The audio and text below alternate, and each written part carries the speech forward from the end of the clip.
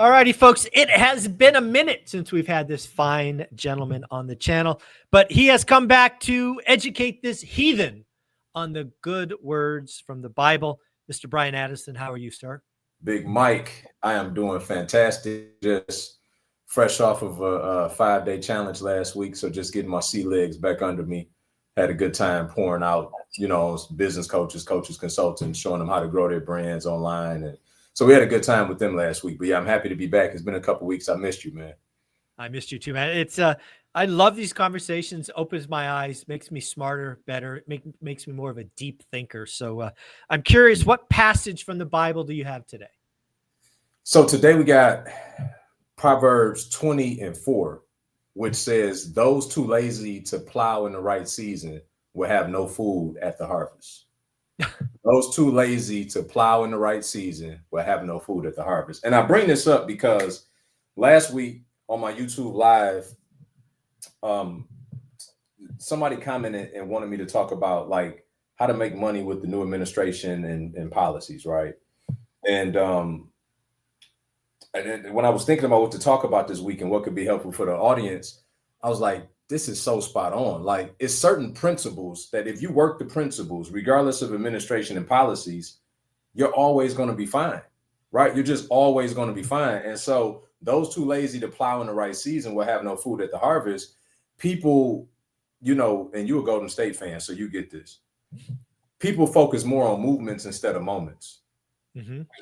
People focus far too much on movements instead of moments. TikTok dances, movements. Golden State bandwagon, movements, right? Kansas City Chiefs could three-peat, movements. So we focus so much on movements as a society that we forget about moments. And every day is another moment for you to put some seed in the ground, regardless of what's going on around you, so that can compound into an eventual movement. But we look for momentum before we ever start anything. And it just don't go like that, Mike. And so I think some of the challenge for most people today is having the daily discipline of doing the work, taking advantage of the moments so that eventually you'll have ultimate movement.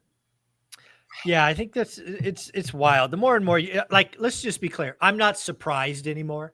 Like when we started doing these, like I was legit surprised that these things were in the Bible.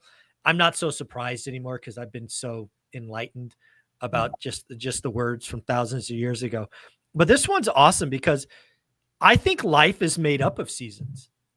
And I don't know any self-made millionaires and multimillionaires that didn't plow to start growth. I mean, that's just how it works. Yeah. Right. You have got to put in the work.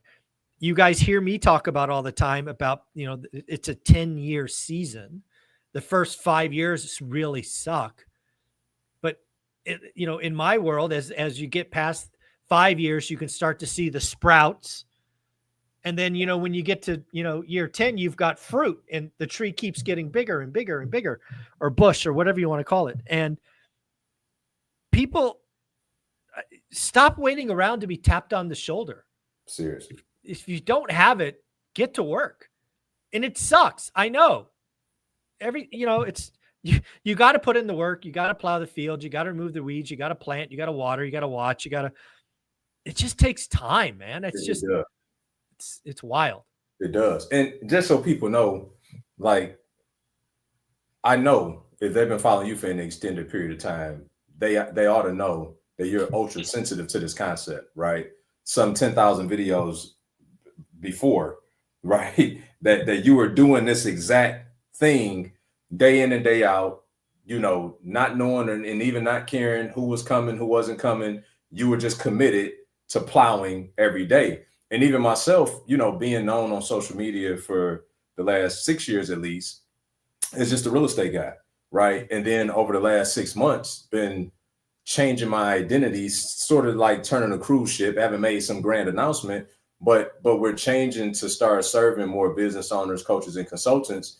And so, my audience for 6 years was heavily dependent on me giving them real estate game, right? Whereas now I'm feeding them differently, and some of them will like it, some will transfer over, while others, we just got to go out and get a new audience. So I'm doing this right now in real time, right? Like in real time. I've I was talking with our marketing guy earlier, and I was just like, well, I mean, all my subs on YouTube were subbing because I was talking about real estate before. So it's gonna be a process to get new subs for the new information and for the right reasons. So none of us are exempt from this. Like it's not that you make it and then all of a sudden you don't have to plow anymore. Like you're always going to be plowing. And so the best advice that Mike or I could give to you is to get the plowing. One of my boys last night texted me and he was like, man, I just found out the wife is pregnant with number 4.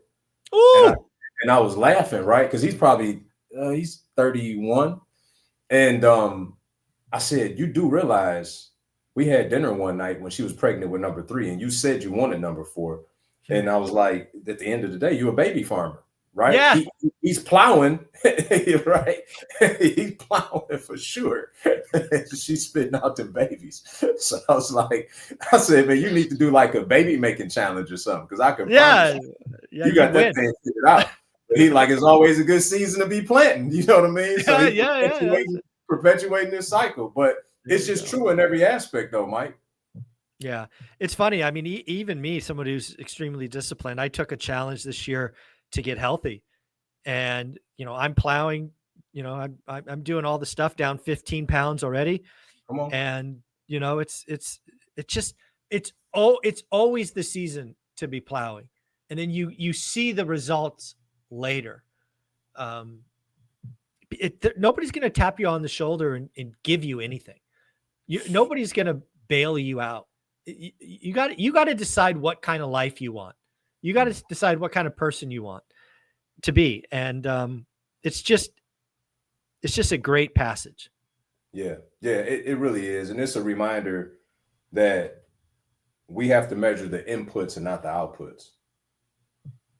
Yeah, you can only control one. Daily is did you do the work? That's the only thing you can control daily, Mike. And if you focused on the measure of success, then you will quit. Make no mistake about it. You post a video and get 13 views or get no views, like you're not going to post anymore. If that's your reason as to why you do it or don't do it, it has to be, I'm committed, that I know at some point, if I keep showing up consistently for these people that I believe that I'm helping, that they're going to show up and I'm going to help them. And then this thing is just going to snowball into something, but I got to do the daily discipline. If I keep studying my buy box every day, Mike, and I start submitting offers consistently, albeit disrespectful offers, one of them's going to stick.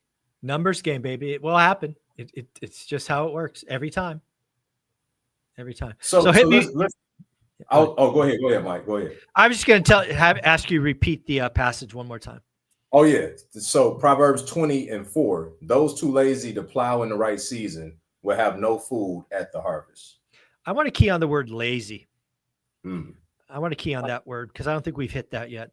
There's lots of people who want stuff that don't do the work. They just, I don't know what it is, dude. Do they just think somebody's going to hand it to them? Like, how bad do you want it? And more importantly, why do you want it? Like, if you say you want to have 6-pack abs, but you're still eating out, pizza and ice cream, like, do you really, why do you want 6-pack? Why are you wasting your breath if your behaviors don't match what you want? It's crazy. Yeah. When I hear that word lazy in this context, I instantly just felt that lazy is indicative of people that are motivated by the wrong things. Yeah, there you go. Yeah. Right. So it's to your point. If you're not motivated by the right thing, so even if you want a 6-pack abs, well, who is it for and why do you want them? Mm-hmm. Because if you're not motivated by a strong enough why, then you're going to be lazy in your behavior to do it. Agreed. So we got to get down to the root of why do we say we really want these things? Is it for some superficial reason, or is it because internally I want to be a better version of myself? Mike is on this health journey, and I know some days it kicks his butt, mm-hmm. but he's made a commitment to himself. He's doing it for nobody else other than himself, right? Exactly. And so I think that's part of the challenge as to why people end up in this lazy state is because it becomes optional as opposed to a decision. Yeah, you know what? I forget. We're about 10 years apart, right? 10, 12 years apart in age. Yeah, I'll be 42 this year. Yeah, so we're a decade apart. Yeah. What do you think? And again, this is probably generations probably always think this, so who knows? But I'm going to ask it anyway. Doesn't it feel like we're a lot softer and almost fluffy today than 20 years ago? Oh, 1000%. I put a post up, I think it was Friday or Saturday, and it got no traction because the post was, why do people go to social media just to post their sufferings or shortcomings only for the purposes of having everybody else that struggle with the same thing rally around them, but not to help anybody improve or be better? So 1000%. And that post did not get very far. You know what I'm saying? Yeah, it's really weird, right? Social media, access to information, virtual networks, I don't know what it is, but it does seem like people are very soft today versus 2 decades ago.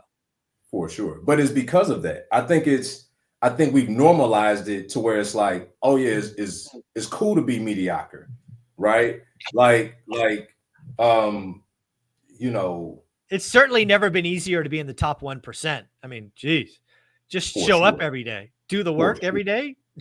Doesn't take long. For sure. But seriously though, Mike, I think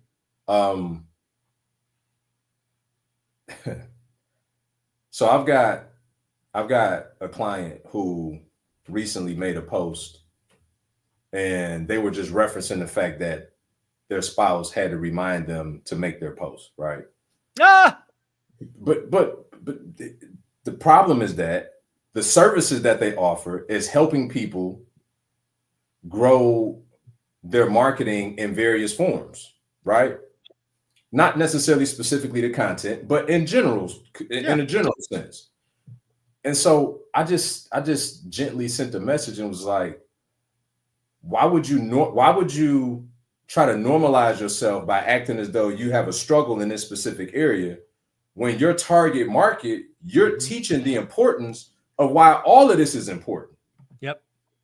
But it's because we've allowed ourselves to get too soft to think that that's okay.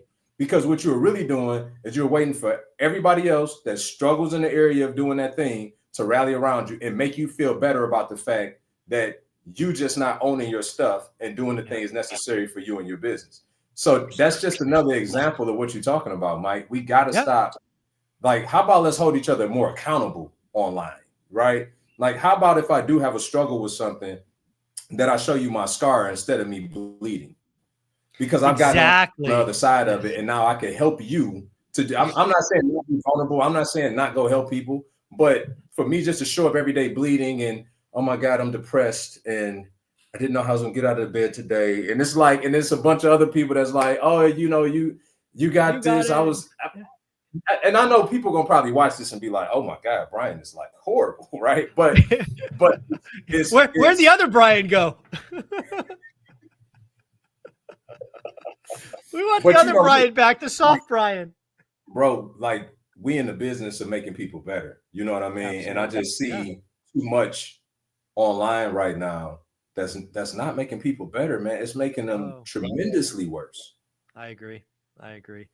Man, this is a lot of fun. You're doing amazing stuff on Instagram and YouTube. Brian Adamson Official, right? Yes, sir. Yes, sir. And check out the Believers in Biz podcast for all of you that love these biblical principles. There you go. And we're going to see you in Vegas in a couple weeks. That's right. Can't wait. Go. Thanks, brother. All right.